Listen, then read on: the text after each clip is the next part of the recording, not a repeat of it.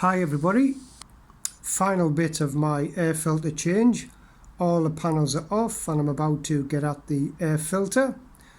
For those of you who haven't watched my previous videos on taking the panels off, the fairing panels, if you just look at the links in the description, it'll take you to those videos. So let's have a look how that tank lifts.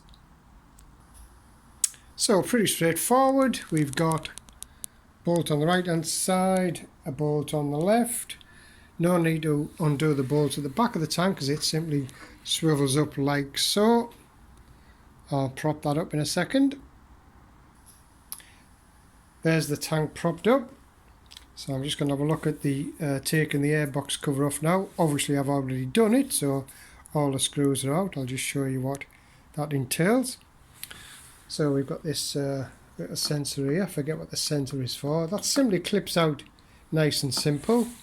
And then we've got 6 long screws around the top of the airbox cover, a couple around the other side. And we've also got these intakes to remove. They're a bit fiddly, but you get there in the end. These have to come off simply because they fix one half of the airbox, the top to the actual airbox itself, so they have to come off. And once we've done that, we simply lift off the airbox cover. That refills the air filter.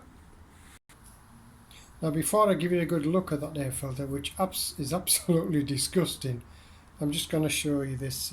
Somebody asked me about the sat-nav mount that was already on when I bought the bike, and the routing just comes down the side of the frame like that. It's a bit untidy, man, and you can see what a jumble of wires here that's just been stuffed in, and that caused my knee pads to stick out a bit and miss this connector here, so I'm going to tidy all that up. Garmin sat-navs do have a lot of wires. I'm not really sure what all of that's for, to be honest, and obviously it just runs under the tank to the battery. So that's that. And just while I'm on with it, let's just have a look at the routing for the power commander, just so you know if you're thinking of fitting one or getting one fitted. There's the commander. There's the cable running under the tank. It comes out there, and there's the split into the 2 connectors. I don't really know where they're connected. I've got the full instructions if I need to take it off. 2 main connectors there, quite simple, and a little connector there for the throttle position sensor. So that's pretty straightforward, but I didn't do it myself, so I don't know what we're actually splitting there. Okay, the air filter. You won't believe the mess this is in. Look at the state of that. What a mess. That's never been changed, surely, from the time the bike was new.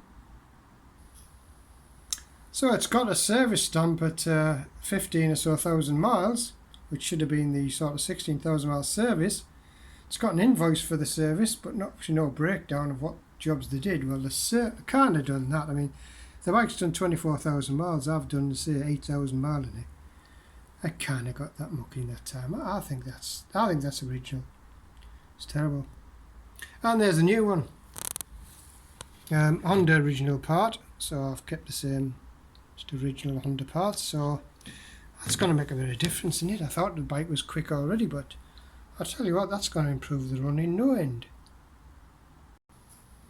Again, just out of interest, while I've got the airbox cover off, just blocked up those intakes there. These funny little bottles inside the airbox. Apparently I had to Google what they do. Apparently it's just to, they're just resonators to stop the induction roar being too loud for noise regs. It's strange little things. I don't know how they work really. So there's the new filter on there, just 2 screws, one in there, and then just screw the airbox back on. Pretty straightforward, once you get to this point, of course. So there we are. Hopefully when I come to put the panels back on, I'll do a little bit of a video, but I think there'll be a little bit of cussing and swearing because the panels are, well, they'll look more difficult to put back on than they were to take off. Just showing you under the tank there. It's no wonder that tank doesn't hold a lot. It's very slim, isn't it? Not a lot to it at all. And then I'll post them as soon as gone. Any tips for putting them back on? I can't imagine I'm going to film it while I'm doing it. I haven't got that much confidence.